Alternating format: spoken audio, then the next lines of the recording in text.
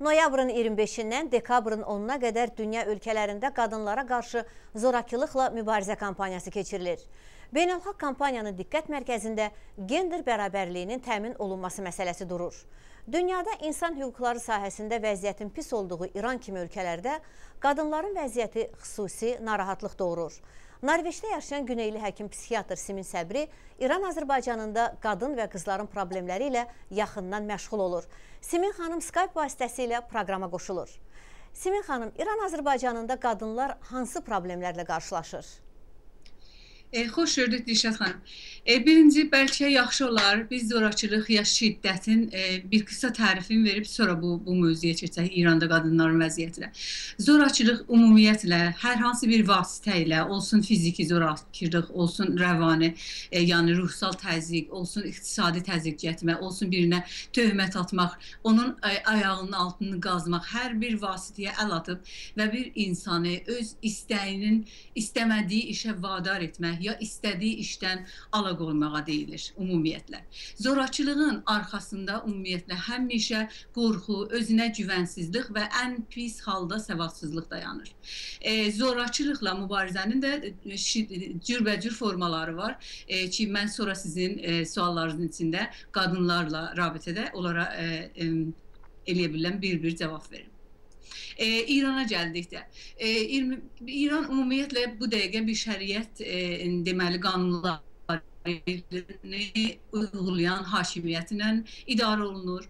Bütün alanlarda olduğu kimi, yəni vətəndaşlıq haqqının pozulması, heçə sayılması, milli haqların heçə sayılması, eləcə də uşaq, qadın haqlarının da heçə sayılması bu ölkədə çox kəskin gözə çarpır. Bu da həm hakimiyyətin özünə güvənsizliyindən, gender rolları söz konusu olduqda, deməli, kişilərin ola bilsin savadsızlığı və ya özünə güvənsizliyi, özünə inamsızlığı, kontrol hissləri deməli biz deyərik bazisdə, əsasda yatır.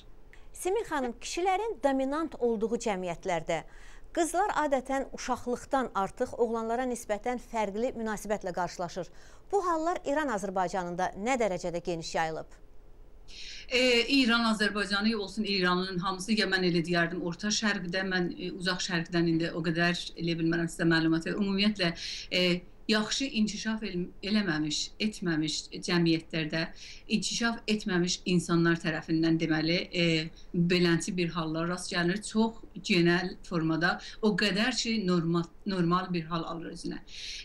Kişilərin dominantlığı, hətta savadsızlıq ucubatından mən dedim, mən demirəm yəni yazı pozma savadsızlıq. Savadsızlıq deyəndə, yəni bir insanın, bir qadının öz haqlarına, öz kişiliyinə deməli, aydın olması, onun olmaması deməli söz konusudur. Savadsızlıq burada mən bu anlamda işlədirəm. Və bu imkan yaradır, zəmin yaradır ki, kişilər eləyə bilsinlər, istədikləri kimi qadınlarına müamilə eləsinlər. Onlara bir veş, bir vəsilə kimi, bir farslar deyərlər, kala kimi baxsınlar. Mən bunu farsda deyirəm, ona görə ki, bir İran hamısına aiddir və bu söz çox işlənər ki, qadına bir cins kimi, bir mal kimi baxılır. Və ona zəmin yaradır. Və kişilərimiz də buna müxtəlif bəhanələr gətirərək ki, güya cəmiyyət inkişaf etməyib, sənin kimsə qadına qalmalıdır, səni qorumalıyam hissləri ilə deməli eləyə bilirlər, öz istədiklərini qadınlarına emal etsinlər, onlara deməli istədikləri həyatı yaşatsınlar və ən pis halda onlardan itaat eləmədikləri halda xışunətə, ya şiddətə, ya siz deməli quzeydə işlətdiyimiz sözcü zorakılığa başvursunlar.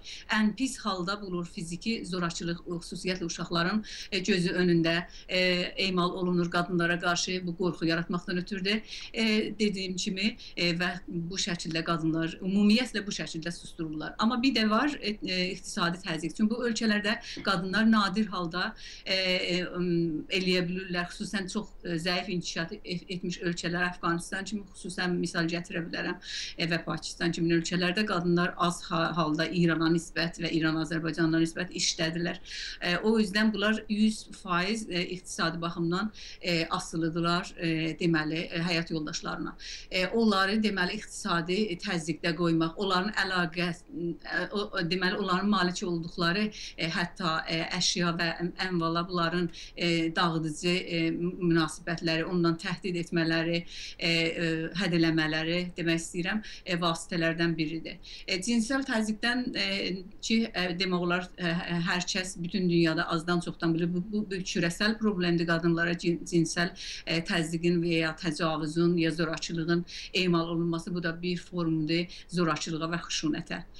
Mən bu üç dənəni hələlik salıram, amma deməli zorakılığın çox cürbəcür formaları var. Dildə zorakılıq, qadınları təhqiri sözlərlə adlandırmaq çox aşağı səviyyədə, halbuki məsələn kişilərə gəldikdə deməli qoçaq, nə bilim çox cömert, çox və belə pozitiv istilahların istifadə olunması, amma qadınlara aşağılayıcı sözlər, bacarıqsız ya çox buna bənzər bir sözlərlə anlamaz, başa düşməz, sağın solun bilməz, hamımıza demək olar tanışdır. Hər halda təəssüflə bir ənənəvi və bir ənənəvi forma alıbdır bu məsələ və işimizi bu rabitədə çox zorlaşdırır. Ona görə ki, bunlar normativlərə keçiblər artıq. Simin xanım, qadınlar məişət zəminində hansı zorakılıq halları ilə qarşılaşır və bəzən bu zorakılıq və təzyiqlər kişilərdən deyil, elə qadınların özündən gəlir. Qaynanalar vasitəsilə, baldızlar, evdə yaşayan digər qadınlar tərəfindən gəlir.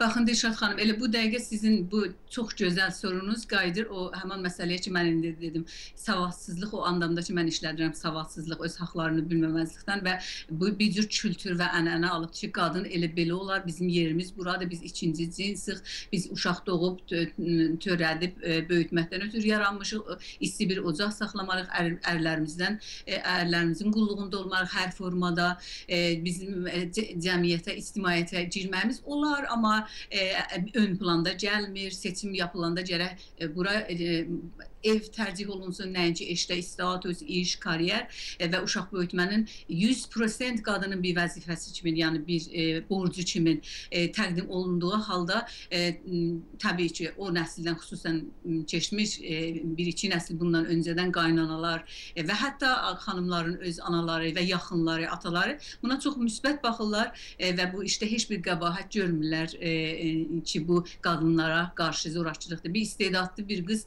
ki, bəlkə də ola bilsin, öz həyat yoldaşından daha da çox parlaq istedadı var, gözəl bir həkim olsun, gözəl bir injiner olsun, bir fabrika yaşansın. Biz minlərcə, bəlkə milyonlarca hallara rast gəlirik. Olsun quzeydə, olsun güneydə xüsusilə. İndi biz güneydən danışırıq ki, tərzihlərini ailəyə yapırlar və öz istedadlarından vaz keçirlər. Bu, onların içərisində bir nisçil kimi həyat boyu idamə tapır, ta bəzən bir üsyana gəlir, çatır.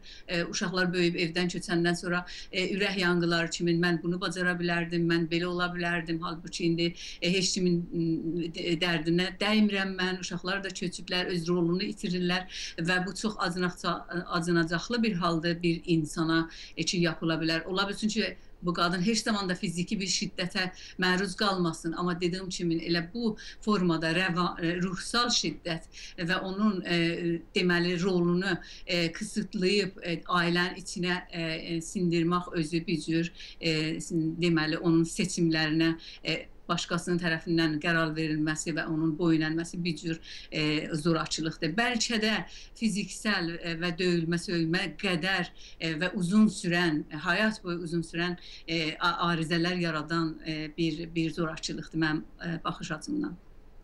Simin xanım, və bir sual da vermək istəyirəm. Qızlar və qadınların təhsili məsələsinə münasibət necədir? Xüsusilə nəzərə alsaq ki, ana dilində təhsil mümkün deyil. Qızların təhsil alması təşviq edilirmi? Bu suala mən soruya bu cür cavab verərdim. Baxın, İranda indi ümumiyyətlə gənclərin, oğlanlı, qızlı, ümumiyyətlə gənclərin pozitiv aktivitə eləməklərine çox az imkanları var. Bütün deməli kültür ocaqları zaten hamısı deməli düzülüb, qurulub, fəqət imkanlar olaraqdır ki, bir xəttə, bir nəfərin fikri ilə, bir dinin, bir yəni şəriət qanunlarına yönətilir, onlara aktivitə icazələri verir, müsbət politik alanlarda özlərini görsəsinlər, nəşriyyat yaysınlar, yazsınlar, öz fikirlərini azad bilsinlər. Bunlar hamısı kısıtlanıbdır. O yüzden o cümlədən qızlar üz götürürlər dərslərə, özlərin necə olur olsun bir yerdə hər halda bu enerjilərini, bu istedadlarını adamağa deməli adayırlar, qərar verirlər. O yüzden də biz İranda əslində 68% qızları görürük universitetlərdə. Yəni təhsil heç də doğru deyil, biz yaşlı kısıtlanır və bu icazə verilmir.